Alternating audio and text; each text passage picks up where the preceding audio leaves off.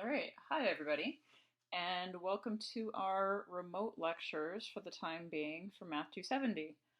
I am sorry that we're not going to be able to meet in person for this, but I think of all the portions of the course where this may be just as easy for you to learn independently or semi-independently as others. I think this one might be it. This is very much the, as I mentioned earlier in the course, the multiplication tables memorization portion of the course. So what we're going to do is I'm going to have several short lectures as opposed to having them all be an hour plus long. Several short lectures where we review various portions of what it means to find derivatives and how you go about doing that using the derivative rules. What I want to do today is just kind of recap some of the things that we talked about our last lesson before spring break, make sure that you're okay with the basic rules, and then we're going to go on and talk about some more complex rules and some basic things that we can do with these. So, as you can see on the screen, we've got five, not too bizarre looking functions, but five different functions up here that involve combinations of varieties that we've talked about how to find rates of change for them. Now these all involve combinations of strictly power functions. I haven't put in any exponential, logarithmic, or trigonometric or inverse trigonometric yet. That'll be another lesson. But let's take a look at these. If I want to find a derivative with respect to x, that is, meaning the rate of change of the output with respect to the input, or the dependent with respect to the independent variables in these, what we talked about before was that for these sorts of expressions, there are, like this first one, we've got a standard sort of looking polynomial, cubic polynomial, and what I know is that those exhibit sorts of patterns where I could work out using our rate of change general rule, which says that, and there's multiple notations too, the rate of change with respect to x of f of x by definition is defined as determining a function f of x plus h minus f of x all over h, and then we imagine h to be essentially 0. Not equal to 0 because that would indicate no change, but this is, as you can see, this is a change in y over change in x, if you want to think of that, over the interval x through x plus h. So as the independent variable moves from a general x through h units, how much does the dependent variable move through? And then we'll take that ratio. So our general form is this, but for polynomials and power functions, these all sort of simplify the same way. Our shortcut rule for this when f of x is a power function was that anything of the sort x to the n, the derivative with respect to x of that function comes out to be n times x to the n minus 1. So just some variations on that we talked about were related to, well, what if I have a coefficient? What if I have multiple terms? Those are some of the basic sorts of things. And what we said with was coefficients, well, if I were just looking at x cubed versus 3x cubed, those two basic cubic functions, the difference is just, a steepness, if you will, factor of 3. And that's precisely what the derivative is telling you about visually speaking. It's telling you about how the steepness behaves if you have a graph, or it's telling you about the rate of change. When I throw a 3 on there to the dependent to multiply on to get the dependent quantity, it increases that rate of change by a factor of 3. So coefficients just essentially get multiplied on as they would otherwise. If you have separate terms with different powers, just work on them each separately, because in this sort of formulation, f of x plus h, when I do that thinking about substituting in x plus h in place of x in each of those three terms, there aren't suddenly going to be like terms between the three of them. They're still going to remain separate, and we can think of them as each different pieces. So in any case, there's this d over dx sort of notation, which you can think of kind of as a command. Take the derivative of f of x with respect to x. If you do have a function that's just called y, we often write it as dy over dx. that's the same as take the derivative of something called y.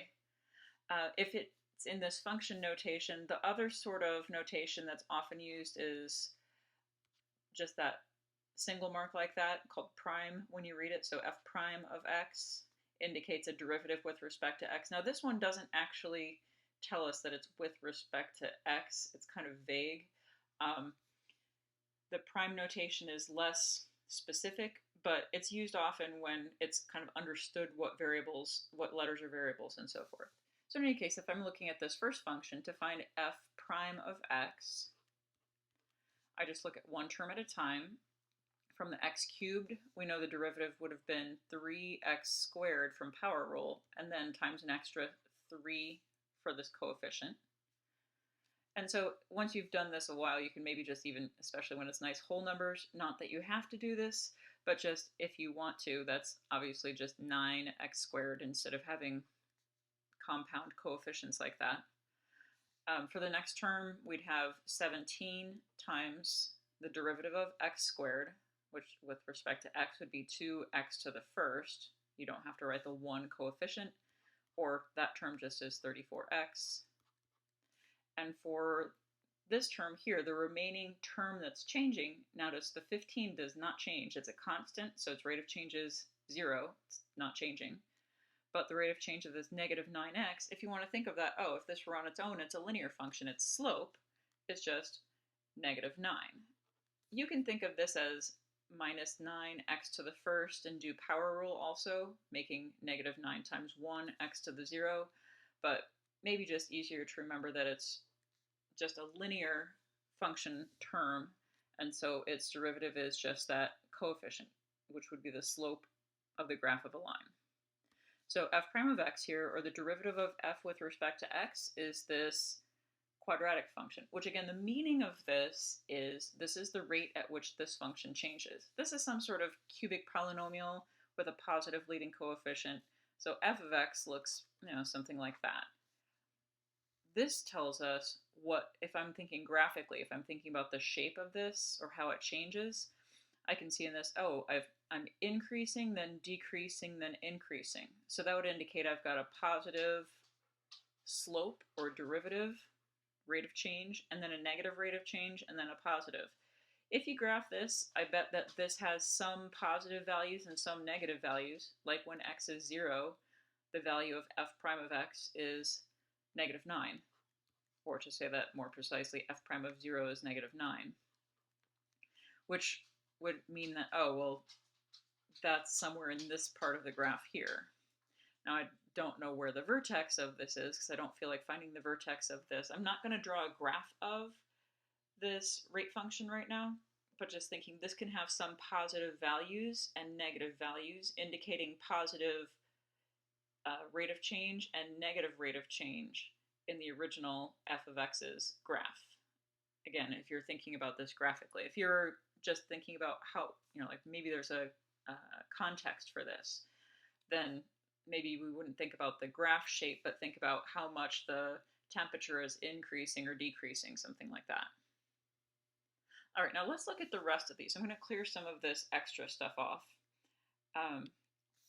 But take a look at these next two functions, g and h.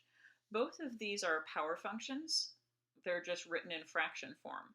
So notice that algebraically speaking, this would be the same as 42 over 11 times x to the 7th. So this 42 and 11 are both coefficient pieces. So this is not a derivative. This is g of x. Just rewriting g of x is the same as 42 elevenths x to the 7th power. So if I wanted to find g prime of x, I'm just going to copy down the coefficient and multiply it on later because it's kind of a mess. But the derivative of x to the 7th is 7x to the 6th. So thinking mastery test stuff, you can leave your answers like this. You don't have to do the multiply out and simplify the coefficients. That's just for, I do that sometimes just because it's easy. This one isn't as easy, so I'll leave it like that. But it is, notice, a 6th degree power function, 1 degree lower. Now, this, on the other hand, has x to the 7th in the denominator. So while I can still say this has the same coefficient, 42 elevenths, if I wanted to write this as a power function, I'd need to write this as x to the negative 7th. So h of x is equivalent to this lovely 42/11 times x to the negative 7th, whereas g of x has x to the positive 7th due to the location in its fractional form. But finding the derivative then is just as easy. It's still a power function. Copy down the coefficient, and then the derivative of this power would be negative 7 x to the, make sure you subtract 1, negative 8th power, 1 power lower than it used to be. It's easy to accidentally make it negative 6 or something like that and go the wrong way with exponents when you're dealing with negative exponents in power rule. So looking at these next two, they're a little bit messier. This one, if you felt like it, you could distribute this out and just have to take care to remember exponent rules for multiplication. This is the same as x to the 1/2, and you could combine it like that. This one, there's not a way that I could use distributive property to divide this. I can't split this up and divide part of the top by part of the bottom or anything like that. The easiest way likely to do either one of these is by using some of our other rules we talked about right before break. Product rule for this one, and quotient rule for that one, which I'll just use kind of a shortcut notation, not too formal here. But if I have two functions called f and g multiplied together, and I want to take their derivative, then as long as I know the individual factors' derivatives, I can find the derivative using this sort of rule. So this is kind of the informal, maybe a short way to remember it in your brain way. If I have two pieces multiplied together, take the derivative of one times the other in its original form, plus the way around, one factor in its original form and the second one in its derivative form. So with this, I'm going to use a different color here. If I think of this as one of the factors, now it's really a 19 and a square root of x, but coefficients are easy enough to stick on with any other piece. And this trinomial here, well, three power function terms, I guess, that as the other factor. I can find each of those derivatives individually without too much difficulty, and then I can just use this sort of format to piece them together. So if I think of this as the g of that, and the single term is the f,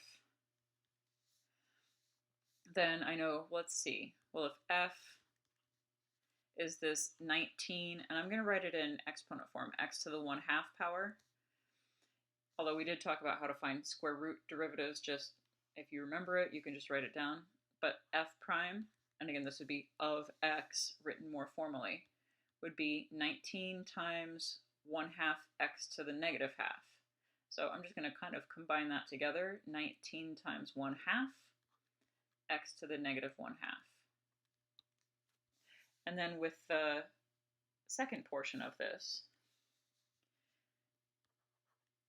the g is the original part, 4x cubed, x to the 4/3 power, minus x to the negative 5th power.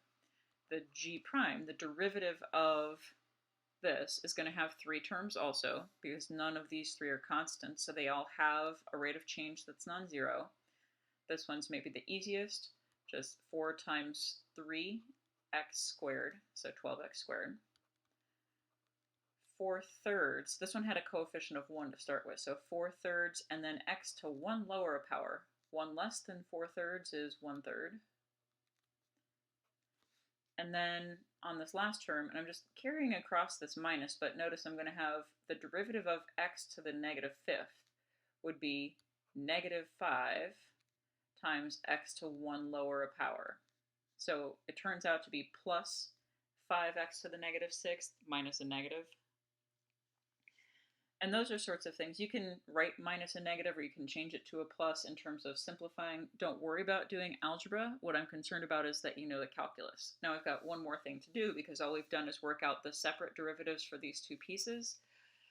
But when I do put them together, I'm going to get, let's see, this was called k. So k prime of x would be f prime times the original g. And I'm just going to write it as like stuff with parentheses around it. 19 halves, x to the negative 1/2, times the original three terms here, 4x cubed, x to the 4/3, and minus x to the negative 5th, plus, other way around, the original f and the derivative of g. So, again, just 19x to the 1/2 power times 12x squared plus 4/3 x to the 1/3 plus 5x to the negative 6th. So I have a product here. I could have multiplied it out, and maybe that would have taken a little less time. Ooh, sorry dogs. But there's more algebra involved and more room to make algebra mistakes if you start performing algebra. So notice that this method involves very little algebra, just some arithmetic in terms of reducing the exponents.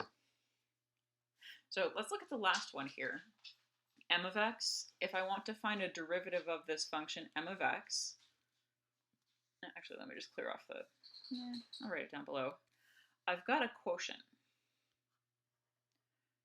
And there's not any factor reduce sort of things I can do with this quotient to make it look any better. But I've got two different polynomial expressions divided. They're both binomials, in fact. But let me do the same sort of thing as before. I'm going to write it kind of an informal way that quotient rule is sometimes written to make it easier to manage in your brain instead of with all the details. If you know what you're talking about, my goal isn't to have you write down quotient rule. My goal is to have you know how to use it. So if I have something, I'm just going to use f and g again. If I have two expressions that are divided and I want to take their derivative, I do get a quotient as my result. The denominator is the original denominator function squared. And the numerator looks basically like product rule, only with a subtraction. Now, the one thing to keep in mind is, since it's a subtraction, the order that you write the two terms in the numerator matters. Not the order of the multiplication within them, but which ones are before and which ones after the subtraction sign. So how I always remember it is, when I'm writing out this numerator, I take the numerator's derivative first, and then just kind of go from there. Numerator's derivatives in the first half of the numerator of the derivative. So looking at this expression then, if I were to copy down these, let me get back to my colors I was using. If I have f in this corresponds to the numerator 3x to the 5th minus 4, then f prime is just 3 times 5x to the 4th, so 15x to the 4th. This is a constant, doesn't change, doesn't have an x, so its rate of change is 0. With the denominator, this g, it's 2x plus 1. Notice that's a linear function. Its derivative is 2. Its slope, its rate of change. That should make sense. So the derivative of this quotient, m of x, m prime of x would be defined by, well, using this rule, f prime times g, the numerator's derivative first, 15x to the 4th, times 2, x plus 1, there we go, so this one times that one, minus, other way around, f times g prime, 3x to the 5th minus 4 times 2. Now, again, you could do this multiplication, distribute if you wanted to, but please don't spend precious time and energy doing algebra. The denominator here is the original denominator, but squared. 2x plus 1 squared. And also, you don't need to multiply that out. You can just leave it like that. Now, if our goal were to do something with the derivative afterward, other than substitute in a number, like if we needed to think about when it's positive or negative, figure out when it's equal to 0, something like that, it might be worthwhile to simplify it, to spend some time on the algebra, because in a lot of cases that's actually, when simplified, pretty easy to see the answers to those questions. But if your end goal is simply to write the derivative, just write the derivative. It doesn't matter the algebraic form of it, you can write it out and then be done. So I'm going to stop at that for now. And the next lesson will have some more complex sorts of pieces in it, and we're going to review some of the other non-power rule sorts of function types.